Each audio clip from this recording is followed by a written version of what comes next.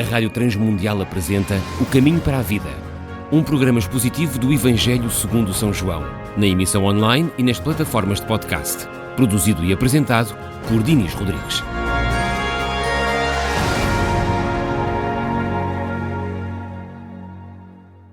Olá, bem-vindo de volta. É um prazer estar aqui consigo para juntos falarmos do Evangelho segundo São João.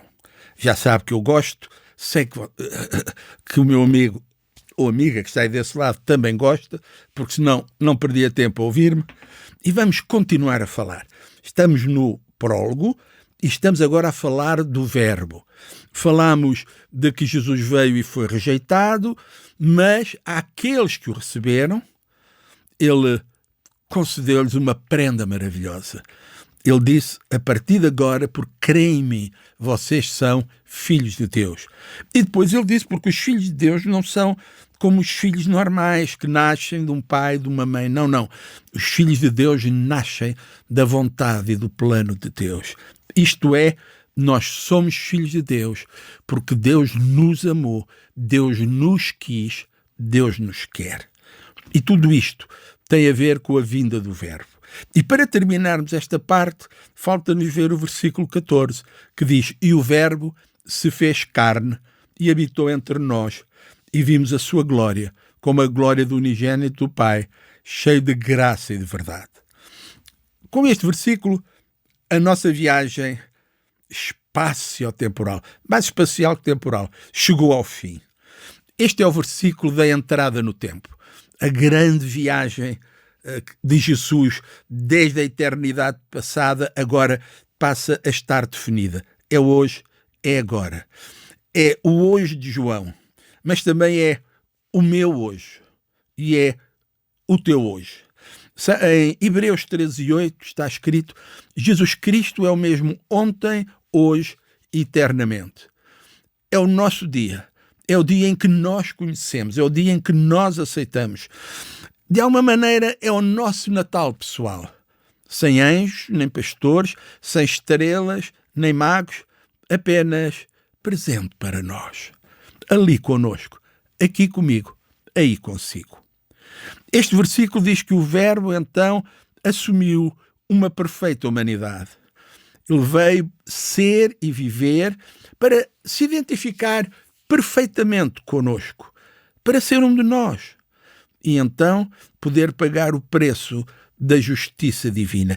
E é aqui que muitas pessoas têm dificuldade. Mas é preciso perceber que esta encarnação foi voluntária e necessária.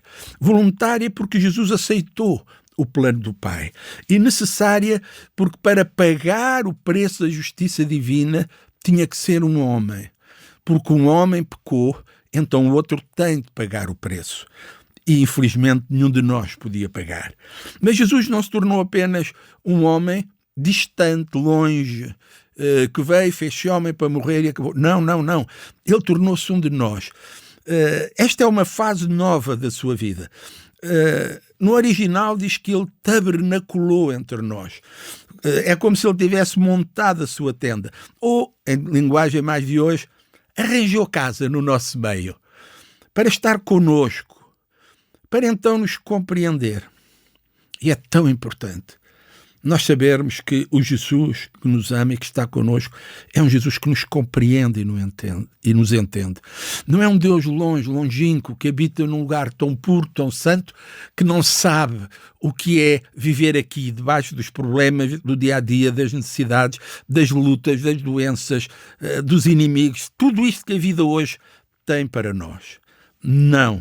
Ele esteve aqui, não foi doente, não teve muitos destes problemas, teve outros, foi traído, foi abandonado, foi mal falado, foi perseguido, até no seio da sua família as reações não eram muito positivas. Os irmãos dele, nós vemos que durante a sua vida não acreditavam nele, não acreditavam sequer que ele era o enviado de Deus, mas agora quando nós dizemos Jesus eu estou, Jesus, eu sinto, Jesus dói-me.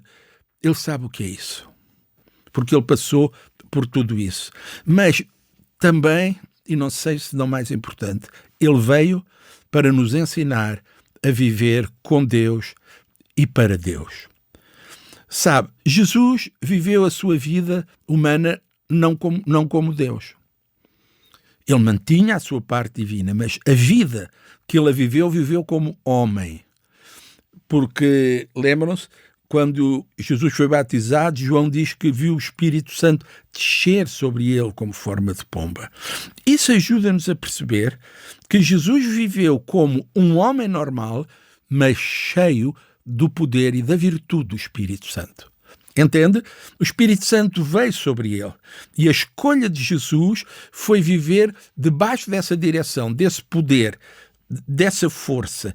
E ao viver debaixo do poder do Espírito Santo e da direção do Espírito Santo, então ele viveu em pureza, em santidade e em poder, para nos mostrar que é possível que nós humanos, com as nossas fragilidades, podemos ser tudo o que Deus quer que nós sejamos. Isto é, eu posso viver em pureza, eu posso viver em santidade, quando eu vivo cheio da pessoa do Espírito Santo. Então, o que é que aconteceu?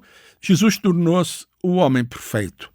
E essa perfeição é interessante, porque olhando para ele, podemos dizer, ele era o homem perfeito, pois ele era Deus, nada o tocava. Não.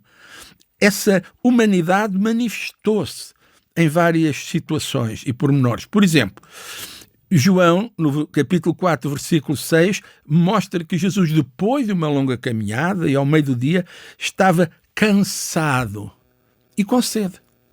Isto aconteceu junto ao poço de Jacó, na conversa com antes de chegar a mulher samaritana, que vinha da aldeia, diz que estava ali a fonte de Jacó. Jesus, pois, cansado do caminho, assentou-se assim junto à fonte. E era quase a hora sexta, portanto o meio-dia, e nós vemos que ele estava cansado e com sede. Depois, quando estava na cruz, diz que ele clamou com sede. Apesar de João 19, 28, diz, depois, sabendo Jesus que já todas as coisas estavam terminadas, para que a Escritura se cumprisse, disse, tenho sede. João diz que, pois, ele estava a ser crucificado, mas na sua mente estava a passar todo o plano profético. E Jesus queria que todas as profecias, que tudo se cumprisse, para que não houvesse dúvidas de que ele era o Messias, o enviado de Deus. E então, porque nas profecias dizia que na cruz ele iria ter sede, ele disse, tenho sede. Ainda que esta sede fosse real. Vejam, há horas que ele estava, o julgamento dele foi toda a noite, foi a partir das 10 da noite ou mais, até de madrugada, perante o Sinédrio, depois perante Pilatos, e durante essa altura ninguém lhe foi levar comer nem beber. Bateram-lhe, chicotearam-no, fizeram-lhe tudo e mais alguma coisa. Então é perfeitamente natural que depois destas coisas, ao meio-dia, provavelmente mais de 12 horas depois de ter sido preso, ele tivesse sede. E também com a água, não foi água limpa que lhe deram-lhe uma mistura de vinagre com algumas ervas. Para quê? Para não apenas matar a sede, mas também ajudar a aliviar um pouquinho a sua dor. Então ele era vulnerável fisicamente, mas também ele sofria, no sentido que ele era um ser emocional. E ele demonstrou emoções profundas. Por exemplo, quando foi a morte do seu amigo Lázaro, ele despertou nele uma dor intensa, ao ponto que ele chorou. João 11:35, dizemos que é o versículo mais curto da Bíblia, diz, Jesus chorou. Depois, no versículo 38, diz, Jesus, pois, movendo-se outra vez muito em si mesmo, foi ao sepulcro. E não acredito que tenha sido esta a única vez, mas esta foi a vez que João relatou, e percebemos que João faz isto precisamente para nós entendermos que o Verbo se fez carne. O Deus eterno em Jesus estava a sentir o que os homens sentem, mas também ele teve limitações e dependência. Apesar de ele ser divino, Jesus diz em João 14:28 que o Pai é maior do que ele. E ao dizer isto, não é que o Pai tivesse mais poder, mas é porque dentro da Trindade há um assumir de posições que leva à obediência e dependência. Três seres igualmente coeternos e todos poderosos, com os mesmos atributos, todos com as mesmas coisas, mas que funcionam por uma ordem em que há como que uma linha de autoridade.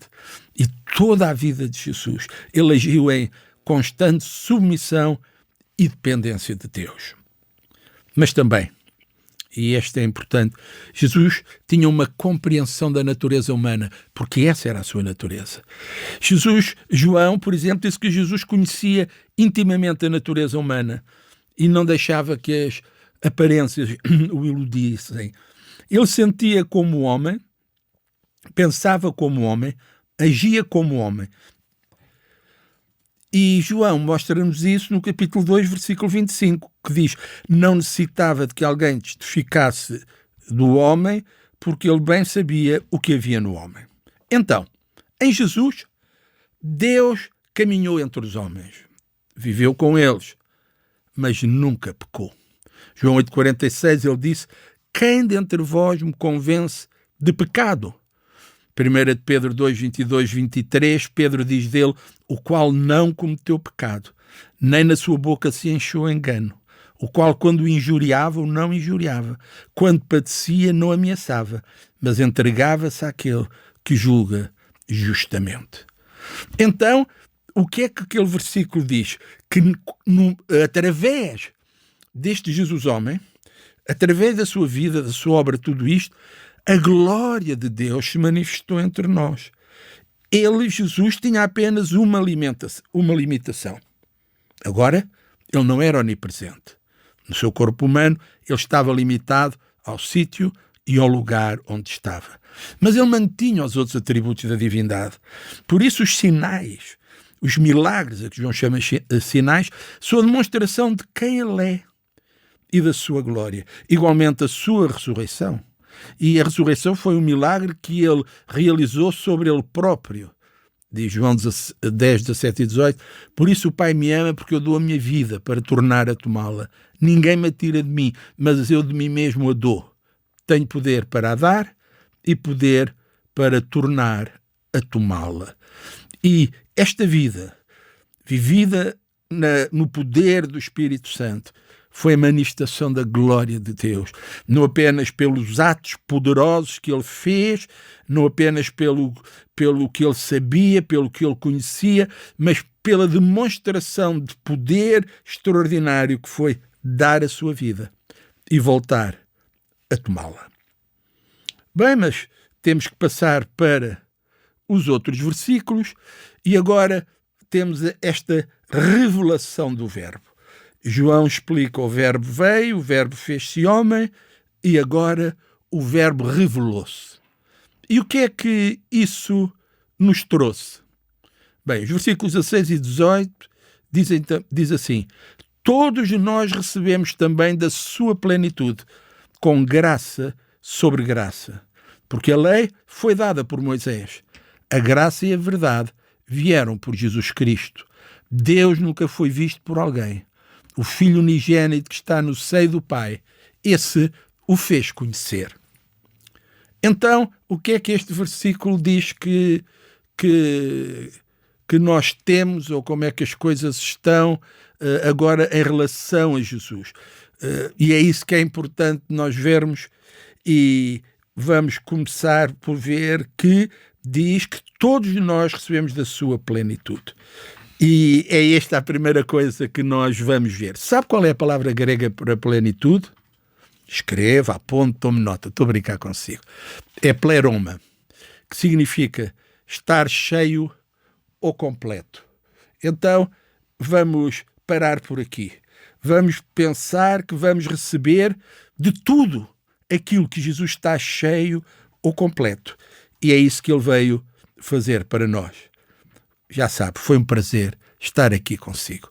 E até ao próximo programa, até à próxima vez que estivermos juntos, Deus o guarde, Deus o abençoe. E não se esqueça, continue a ler o Evangelho segundo São João. O Caminho para a Vida. Um programa expositivo do Evangelho segundo São João. Todas as semanas um novo episódio, na emissão online e nas plataformas de podcast. Produzido e apresentado por Dinis Rodrigues.